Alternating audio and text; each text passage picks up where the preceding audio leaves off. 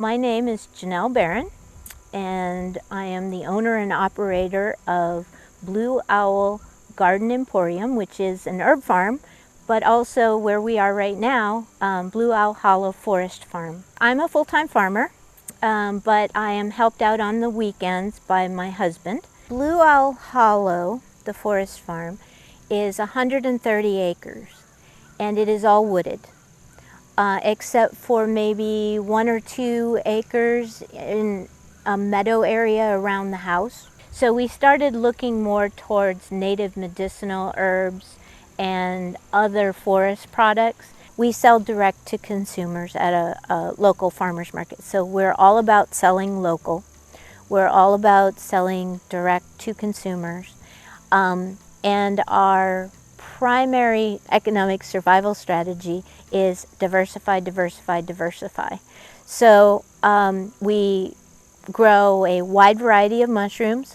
I attended one of Paul Stamets' mushroom inoculation seminars out in Washington State and did a lot of reading and talked to some local mushroom farmers. The mushroom yard, if you want to call it that, which is where the actual logs are and where we do our inoculations and all of that, really is focused pretty close to the house.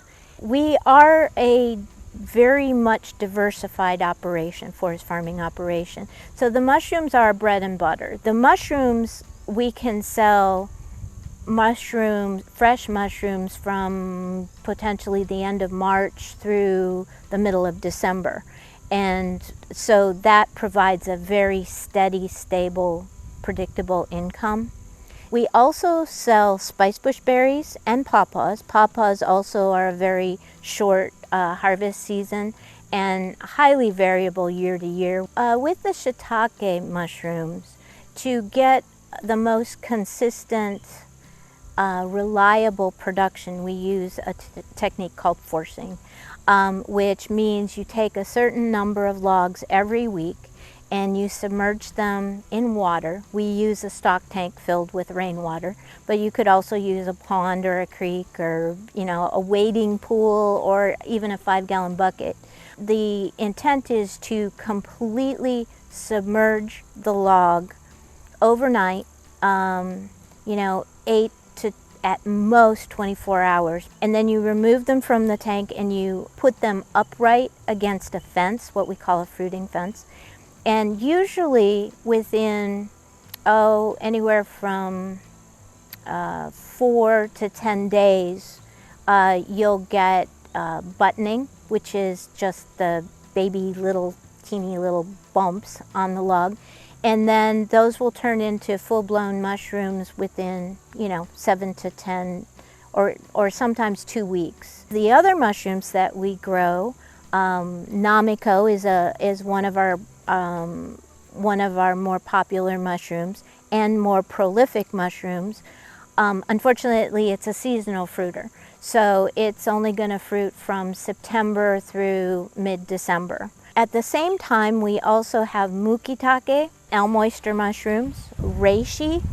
Reishi are a medicinal mushroom. We have another seasonal fruiter, maitake mushrooms, which are relatively difficult to cultivate.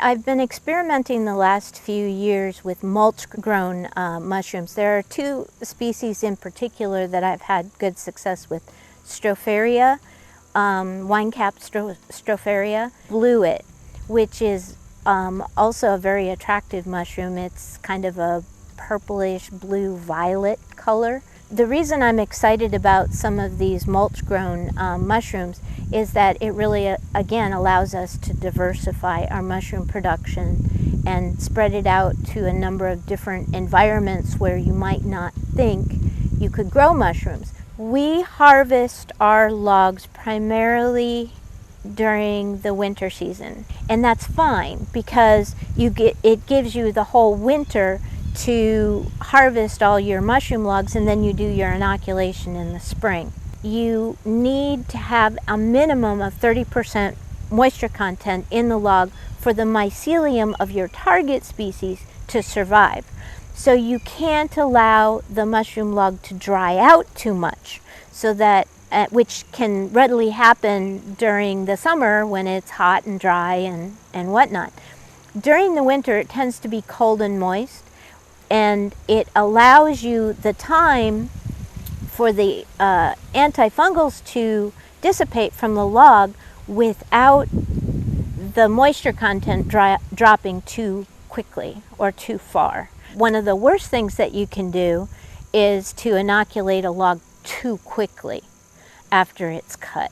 The continuous biggest challenge that I still struggle with is time management. Another thing that I have done just as a business survival practice is that we have actively searched out winter markets. So our income sources are year-round rather than just for the summer growing season. And that involves primarily value-added, making the value-added products.